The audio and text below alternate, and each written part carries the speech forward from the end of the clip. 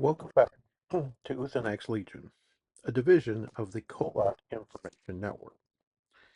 Uh, Continuing tonight our Into the Accordlands set review with the Free Kingdoms faction. Um, if you'd like to see our other pieces of the set review, links will be in the description. So the Free Kingdoms has been a pretty powerful faction throughout the game's history. They were the one of the major powers fighting against the Deveranian Empire. Um, and into the Accordlands, as there's really no downplaying. They are also once again a strong faction. Um, well, let's start with their one of their four warlords, um, the non-draft warlords, I should say. Um, Adathan, Celestial Messenger, level 5 good Cleric, Celestial Ambassador, +4 and +3 Radiant attacks, 16 AC, +10 skill, 3 hit points. Limited order. Target up to 2 of your level 1 or level 2 characters. The targets gain +2 attack and AC, and an additional melee strike base +2 while attacking this turn.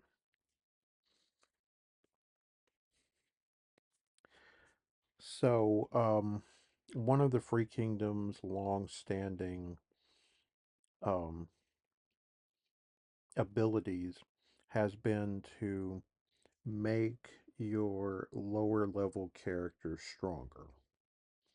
Um, Brother Domini um, is one of the very powerful characters that is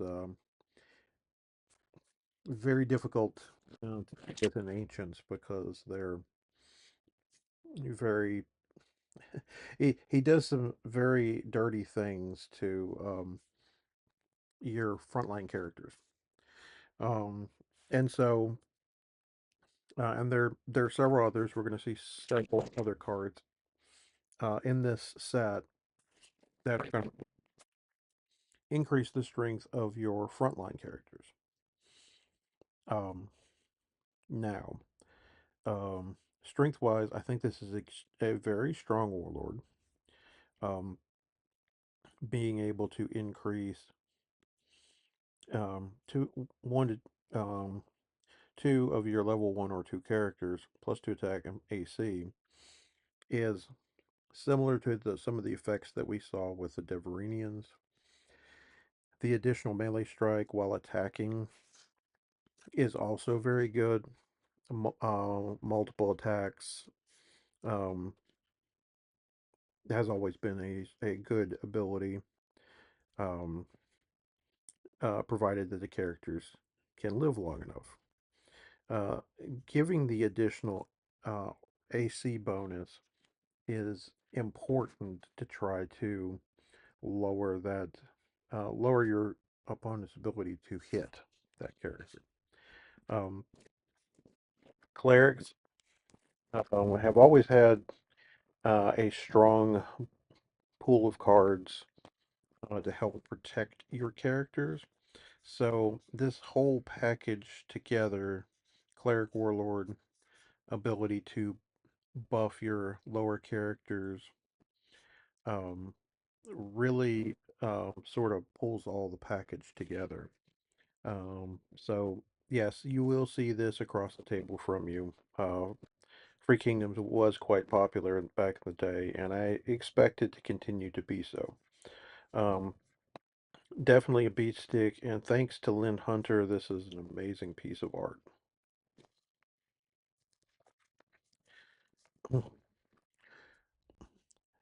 Next up is Albridge Novice, is a level 1 cleric, human cantor, plus 0 melee, 12 AC, plus 2 skill, 1 hit point. Enter React. Adjacent characters gains plus 2 attack and AC this turn. So another um, very powerful ability. This is not a level 1 that you want to start and play, because obviously you want to be able to play it out, give your guys the bonuses, and then make your opponent um, have to now deal with bigger characters or hope they can survive the onslaught. Um, this is a reprint. Drew Baker, oh, uh, longtime artist, done a lot of work for Alpha R as Warlord. Um, so glad to see a good character, but not an extremely powerful character. Brother Domini was a little too powerful, so seeing seeing a character like this um, is, I guess, a good litmus test for power level for the Saga block with Into the Accordlands. Next up is our second Warlord. This is the Warlord in the demo deck and is also an uncommon. This is Anita Yiskar. It's a level 4 Rogue and Cleric multiclasser. Lycanthrope. Melees of +5 and +2, 15 AC, +8 skill, 3 hit points. Limited order. Your target character gains +3 attack and is a Lycanthrope trait this turn. Then perform a melee strike.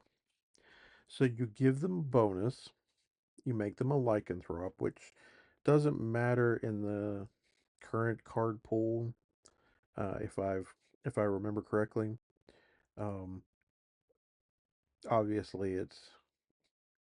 that's probably maybe a future theme we'll see.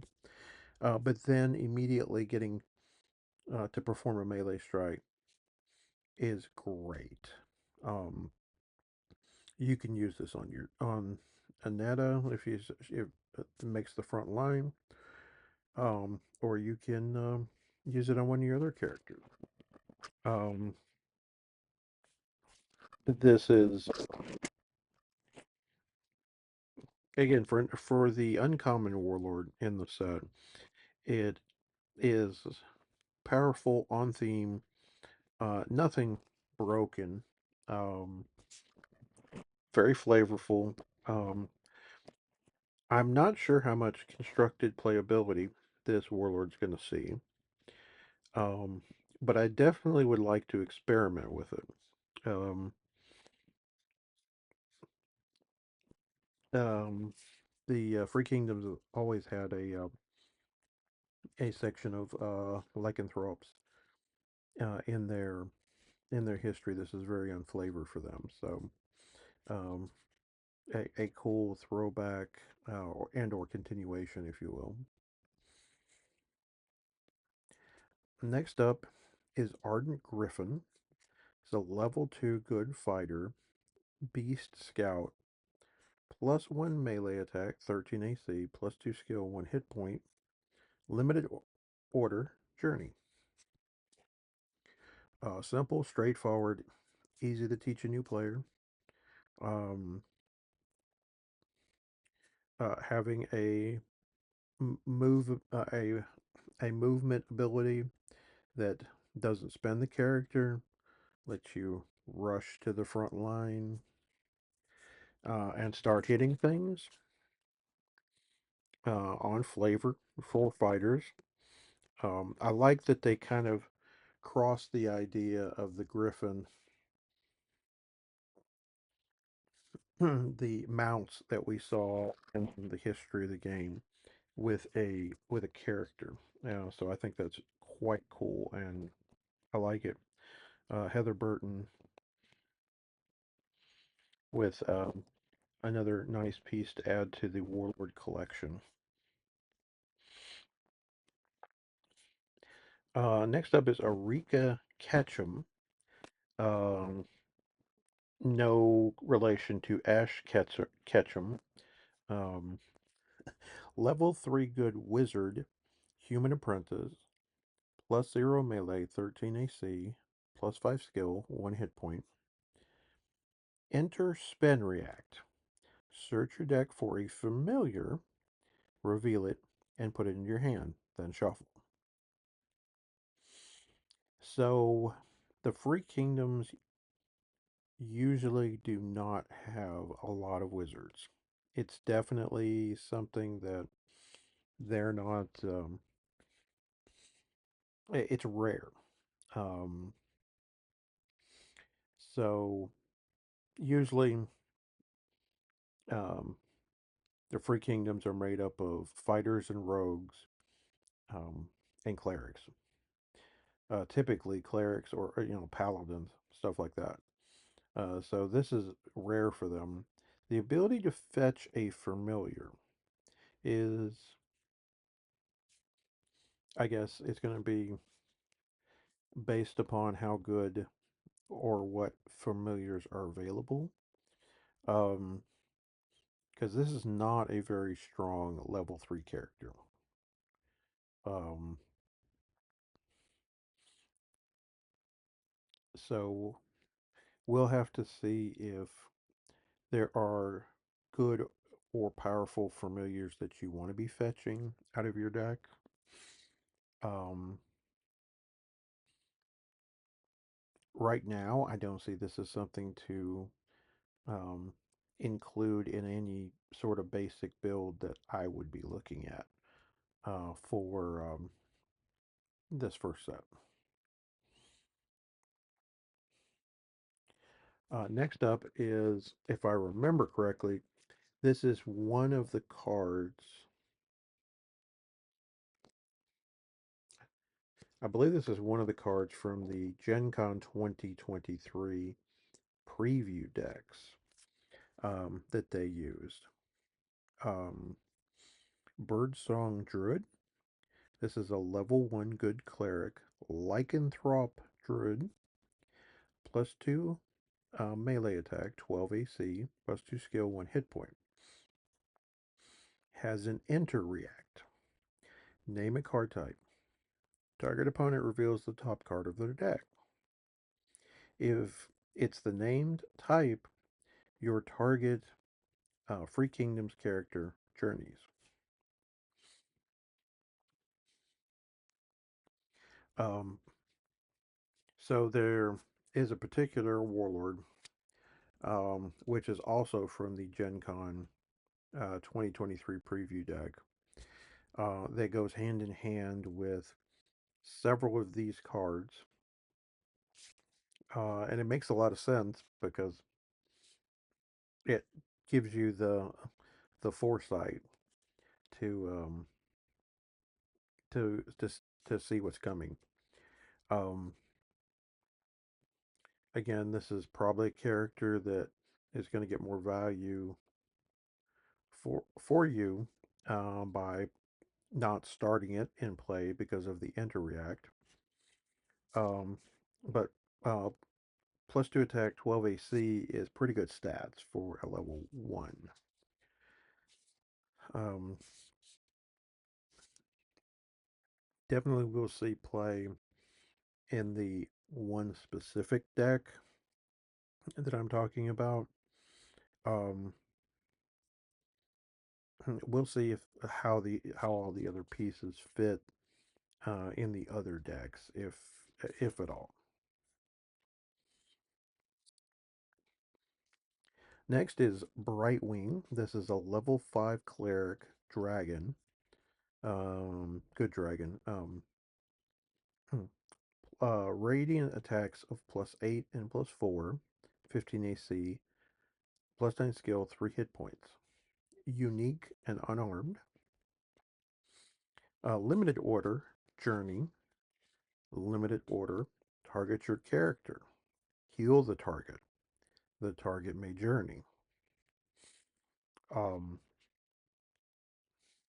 Plus 8, plus 4, really strong. Um, all the dragons so far have been very strong, and obviously they are going to be a menace to deal with. Um, you can use both these orders on him on itself. You can use this one on him and the second one on something else. Being able to heal and then May Journey is also just really good. Um, let's say your warlord somehow ends up in the front ranks. Um, and maybe you need to pull it back. So it's like heal the target, journey it back rank, trying to keep it off the front lines. Um, a lot of good abilities that you're already in the market for.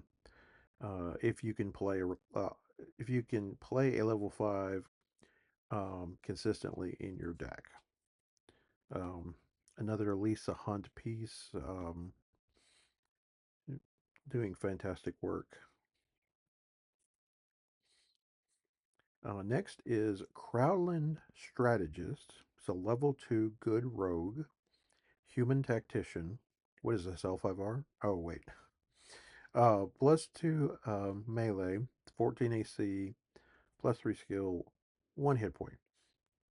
Spend order. Discard the top card of an opponent's deck. Perform a range strike with a bonus equal to the card's level. Again, um, this is doing multiple things. It's getting rid of your opponent's top card of their deck. It's potentially giving you some sort of bonus for a range strike, and it's also potentially running, you know, getting rid of cards you don't want to see. Um, the again, the particular warlord um, that this goes with is I've been blanking. It's Marehaven. We'll be talking about her shortly. But this obviously fits in that deck uh, with the fact that you might just be in the market for this anyway, because it's at the very least it's a level. I mean, at the very least it's a +1 ranged, right? Because that one is the lowest level of card that you can play that you can see in a deck.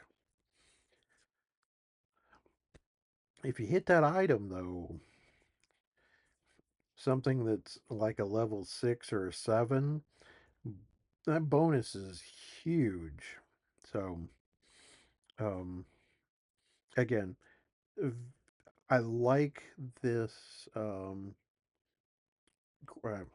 won't say group strategy, but um, design that they have done here with the Free Kingdoms. Um, next is our third of 4 warlords. This is Ephraim Dawntreader, a level 5 good fighter, human paladin, a radiant attacks of +8, +4, 16 AC, +6 skill, 3 hit points. Your other characters gain +2 attack and AC while in a rank with a level 4 or higher paladin. Order. Banish target level 1 character from your discard pile. Your target character journeys. So interesting that he's a paladin and only a fighter. Now, there obviously there are paladins that are more fighters than clerics, and paladins that are more clerics than fighters. I'm this could have been a power level reason. Um, I know our celestial messenger is a cleric. and we have our Yiskar as a cleric, so it may also been a factor there. Um, yeah, but as a typical fighter, this one wants to get to the front lines. Um, he wants to punch things, but he also wants to help um, inspire the troops, if you will. So this ability is very good. Now, even better, it doesn't just count him. It can count any level 4 or higher paladin um, of yours. Spoiler alert, there might be another one or so. And then as your smaller characters um, die, you have the ability to move your big characters forward into the front lines. So all in all, this is a very well put together warlord. Um,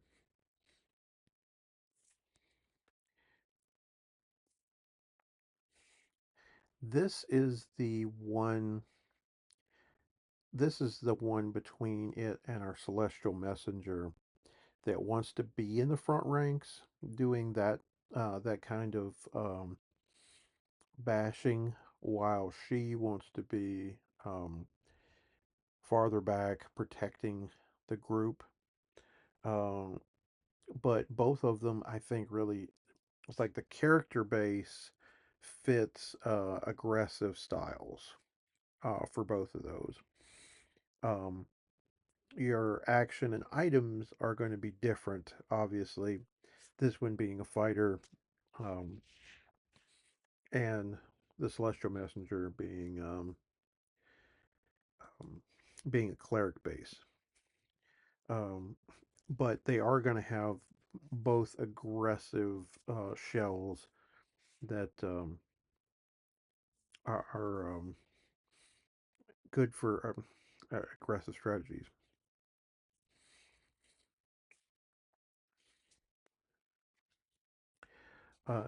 Next is the legendary. I forgot to mention, Ephraim was a legendary.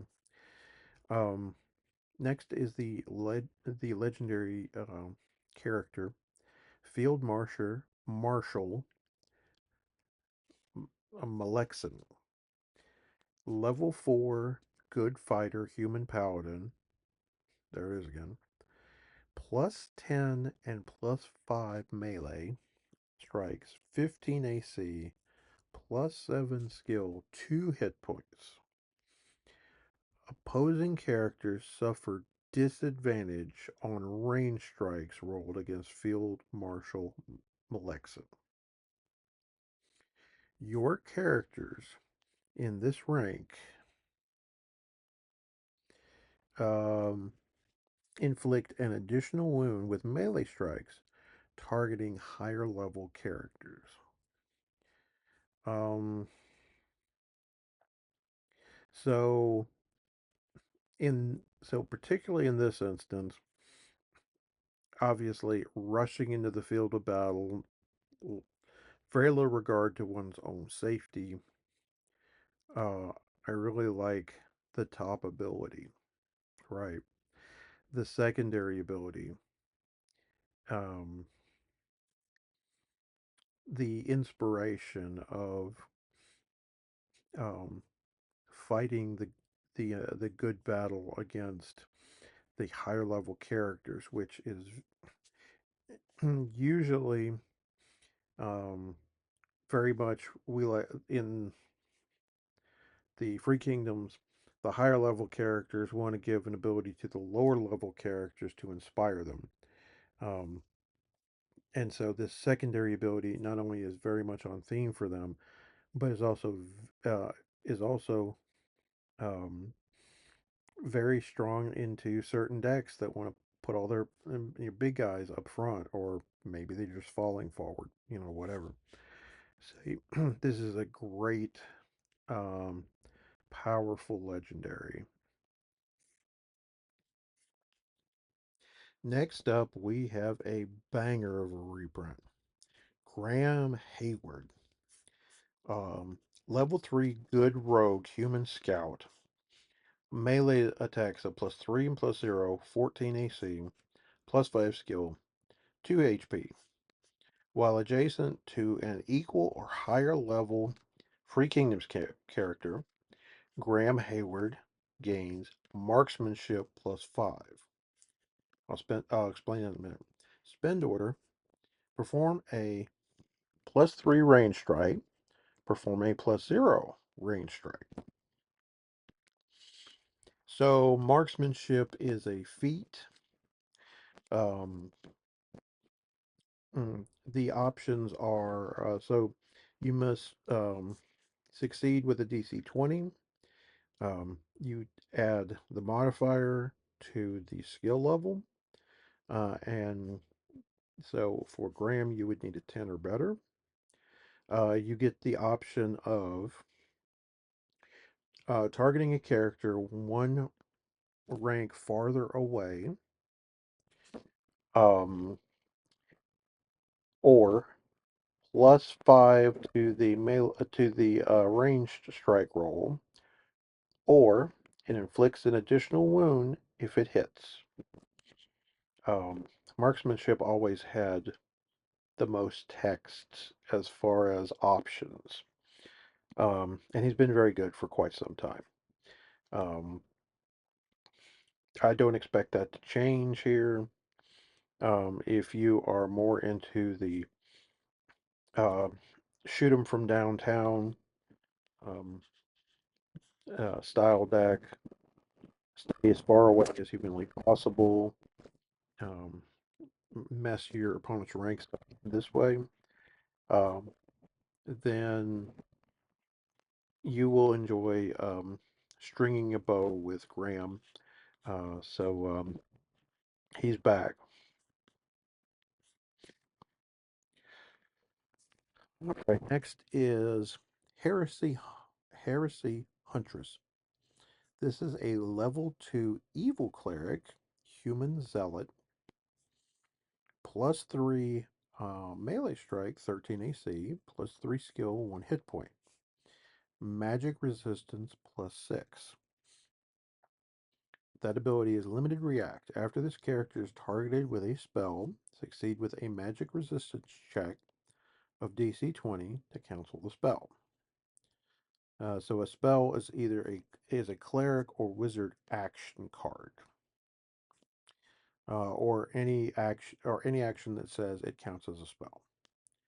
Um, the So in this case, right now you would need an 11 or better with the Huntress's base stats. Um, so as far as I will say, fairly blank character, um, I don't know. Um, I don't have a deck that I would be slotting this directly into, um, unless you feel like your meta is filled with spellcasters, whether that be clerics or whether that be wizards. Um, I could see you slotting a couple into a deck maybe, and not having them as in your starting army as far as your main deck construction. But if you're playing against a heavy cleric or heavy wizard build, you can slide these in to your level 2 spots in games 2 and 3, and I think that would be very good. Um, but just as a straight um, character normally, I wouldn't. This is not something I would be in the starting army, or I would only be considering in those type of situations. Huggins. So this is a level 3 good fighter, lycanthrope. Melee attacks of +3, +3, and +3, 13 AC, +3 skill, 3 HP. Um, so they didn't miss on this. Um,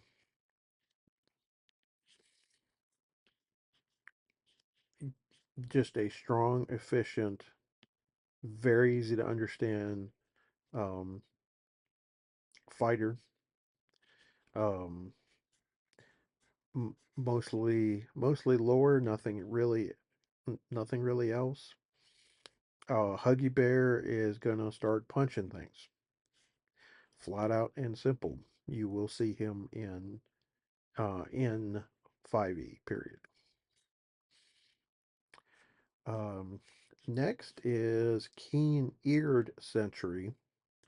Um, when I first saw this card, I thought it was Keen-Eyed. Um, this is also from the Gen Con 2023 preview decks.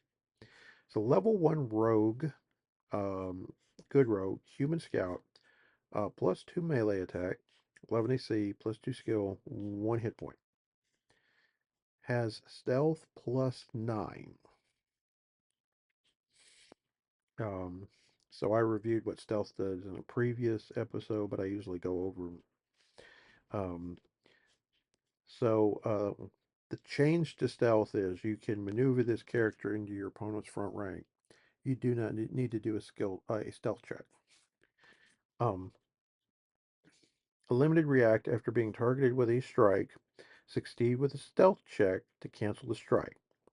May use this a number of times equal to the character's level while in opposing formations. So as written, um, you would need it's +9 and 2 skill is 11. You would need a 9 to cancel the strike. Um, you can do it once in um,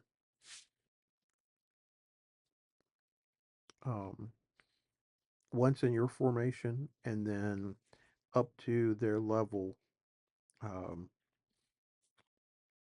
and then a number of times up to their level in an opponent's formation.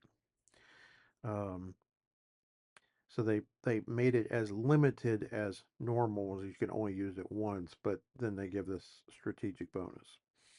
Um, this is definitely a rogue that you will see, um, that you will be seeing play, and there's a good chance that it could be in your starting ranks.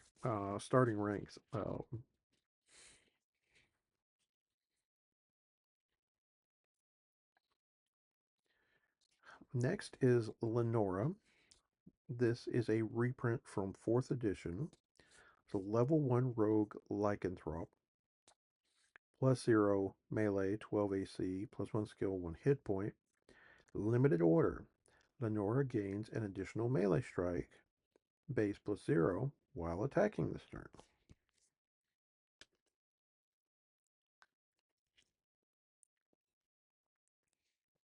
So,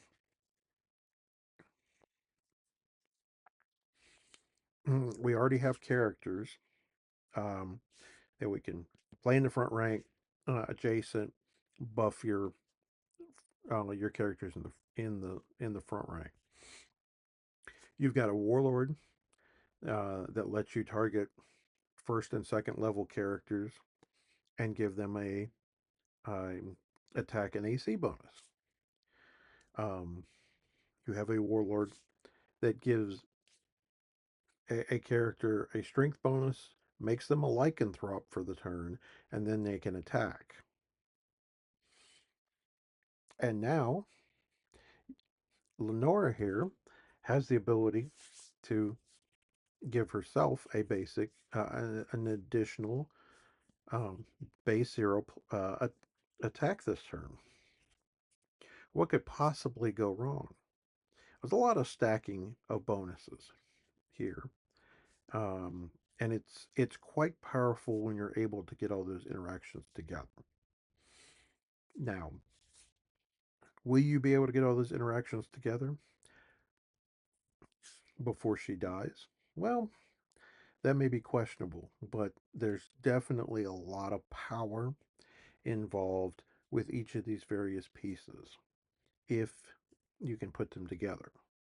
Or if you can get into a situation where, oh, my opponent is all their characters are spent and stunned, um, might be able to get away with activating this ability and making it very painful for them. Um, Understanding when to do that is also a very um, gets to another level of understanding on how to play. Um, so, but yes, you will be seeing Lenora as well. Ah, yes, Marehaven, um, the Gen Con 2023 preview deck Warlord, level 5 Evil Rogue, Human Scout, melee attacks of +6 and +2, 16 AC, um, +8 skill, 3 hit points. During the order phase, for those coming from other games, it's your main phase basically. Opponents play with the top card of their decks revealed. A Mare gains a bonus to range strikes equal to the highest level card revealed this way. Spend order. Look at the top 3 cards of target opponent's deck. Then put them back in any order. Perform 2 +2 ranged attacks.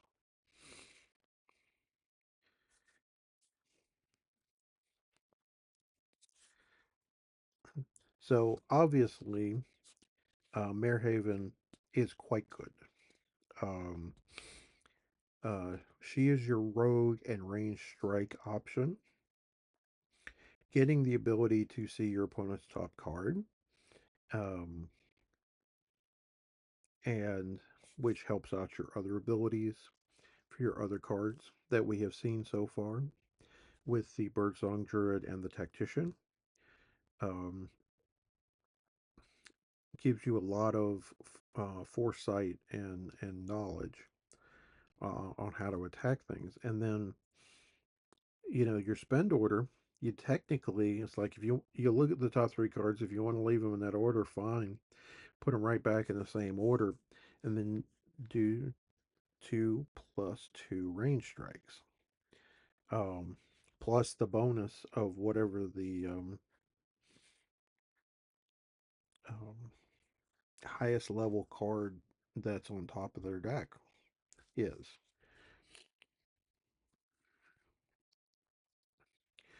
So if, you end up with a high item or a level 5 dragon or, you know, it could be very easy for Marehaven to snipe you out of the sky. So obviously, I think our as far as full warlords, um, they're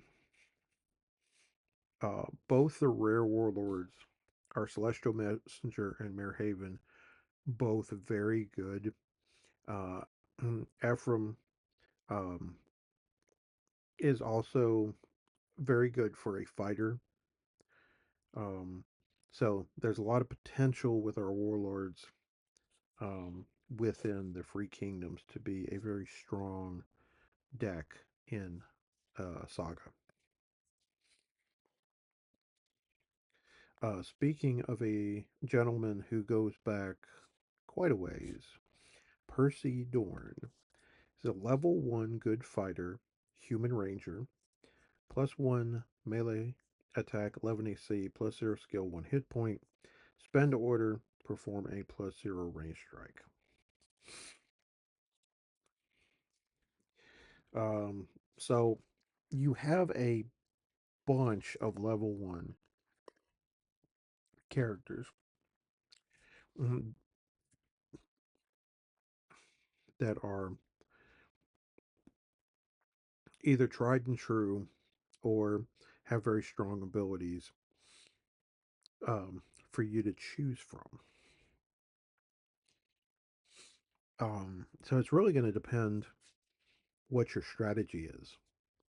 Um, Having a range strike may be maybe a better option. Maybe you want this to start. Maybe you want um, maybe you're building more of a rogue focused deck, so you want to start with Lenora. Um, Options here are endless. Um, Percy was a starter early on in a couple of blocks, um, but eventually e- either got outclassed or they were or a faction or a deck was only playing him because he was a ranged strike, a ranged attacker on the front line. So we'll have some utility here based upon your strategy.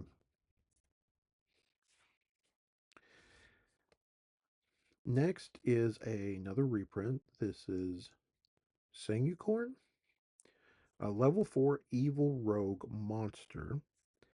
Melee attacks of +4 and +1, 15 AC, +5 skill, 2 HP,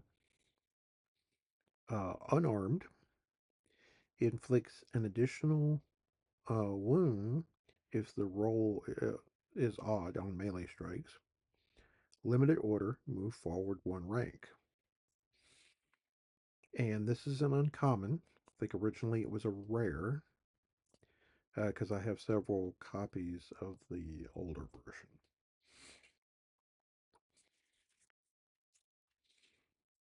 Um, a big body with a movement ability. You can't Christmas tree items on it. You can't item it at all. Um,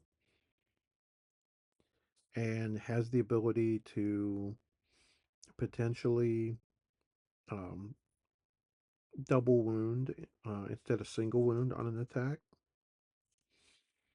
Um, this would be something I would certainly look at packing in my deck. Um, Built-in movement is quite good, and then the additional wounds. If you roll odd, fantastic multi-attacker. I mean, what's not to like? Uh, Next is Shannon the Darling. This is another reprint from the 4th edition Age of the Game. So level 4 good fighter, human paladin, another paladin. Melee strikes of +5 and +2, 14 AC, +5 skill, 2 HP. Adjacent level 1 and level 2 characters gain +2 attack. Limited react. After Shannon the Darling enters play or performs a melee strike, level 1 and 2 characters in your first rank gain +2 attack and AC this turn. So, again, this definitely fits in your strategy of I want my lower level characters to get stronger based on what's behind them. So our Celestial Messenger plus Shannon the Darlings, um, um, um, plus our Novice, and then we've got another card or two here um, that's very good at pumping up level 1 and 2s.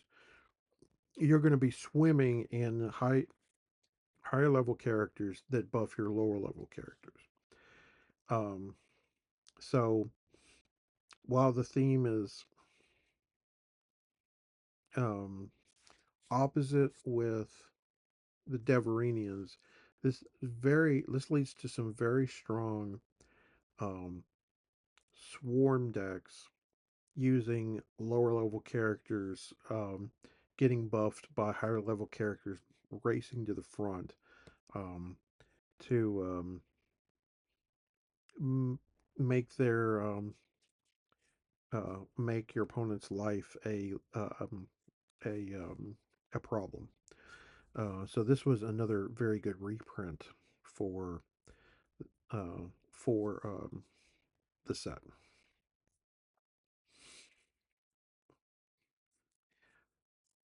Another reprint, Sister Amanda. She is a multi-class level 4 cleric and rogue. She's a good human bard cantor. Melee attacks at +5 and +1, 16 AC, +8 skill, 3 hit points. Unique. She enters play as a level 5 and limited spend react. After your target Free Kingdom's character performs a spend order, ready the target. She is an uncommon. I think she was a rare previously. So I think this is your de facto level 5 character in Free Kingdoms. She's just a level 4, but she enters as a 5. Um, this is identical game text to what she had previously. Um, um, being unique is does kind of bite, but also it's understandable. Um, Basically, you get to spend her instead of instead of spending another character for a spend order. And if she's going to sit farther back, then this is a great ability. Uh, I've seen I've seen some some older decks run copies of her, um, mostly as a singleton. So again, I don't know how efficient she's going to be in Saga. Um, we do have spend orders. We've got spend orders in this faction, but we'll see. This may not gain any traction until future sets. Next is Squire Argos. This is another reprint. Level 3 good fighter, human paladin. Melee attacks of +1 and +3. Yes, that is correct. 14 AC. +3 skill, 2 hit points. Other equal or lower level Free Kingdoms characters in this rank gain +2 attack and +1 AC. So again, we pump up equal or lower level characters. Um,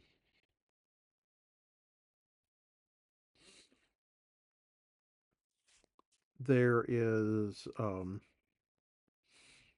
obviously you can play multiples. Um, Stunning this to the front ranks is not a bad idea. Although you can get it to the front rank without stunning because it's a level 3 besides your warlord. Um, Obviously, a lot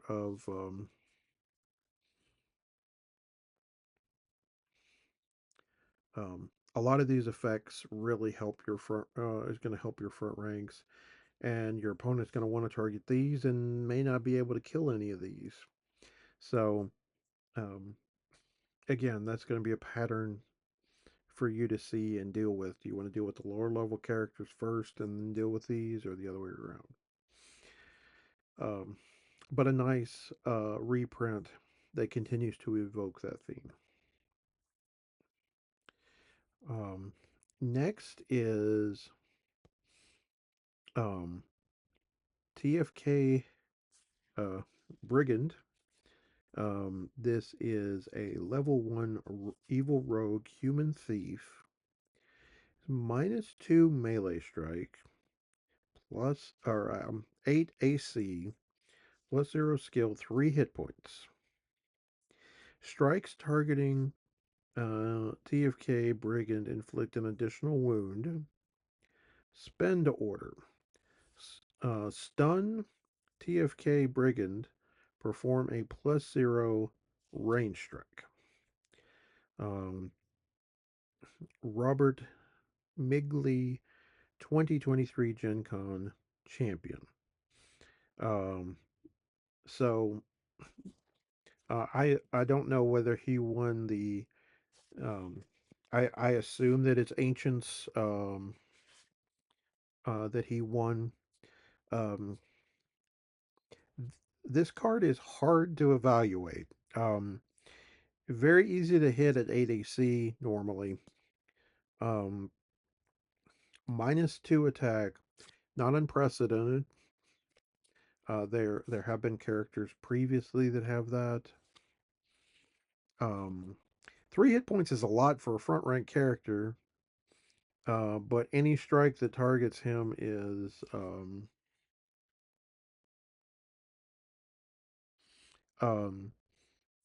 deals an additional wound or inflicts an additional wound, and you have to stun him to perform this range strike. Um, I am certain that someone smarter than me is going to be able to break this. I don't think I'm the one currently, so I'm going to pass the buck on this one. But it's always cool to have a card um, that you have emblazoned, that your name is emblazoned on. And so it's very cool to see. And I hope that they do more of this in the future. And the last character is Yiskarite Berserker. This is from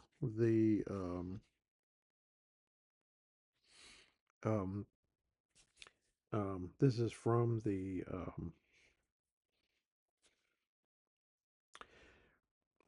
current demo decks. I don't remember if it was in the Gen Con deck, but I don't think so. So level 2 good fighter, lycanthrope barbarian, +5 melee attack, 13 AC, +2 skill, 1 hit point, riposte +7. Um, so riposte is limited react after target character performs a melee strike against this character. Um, Succeed with a riposte check of DC 20. Perform a melee strike against the target. The strike may not be redirected.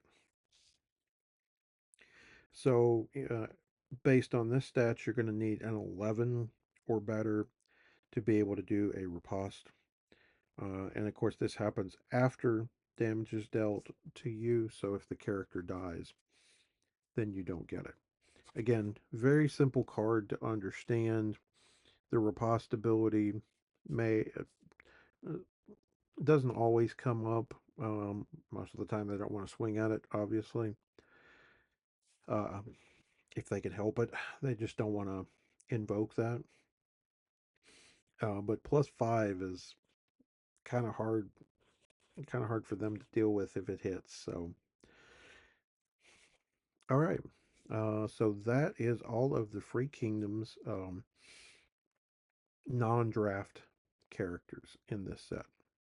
What do you think about my analysis? Do you agree? Do you disagree? Have your own opinion. Leave a comment down below with your thoughts. And we will see you for the next video. Until next time, no matter the game, there is no escape from the tiger.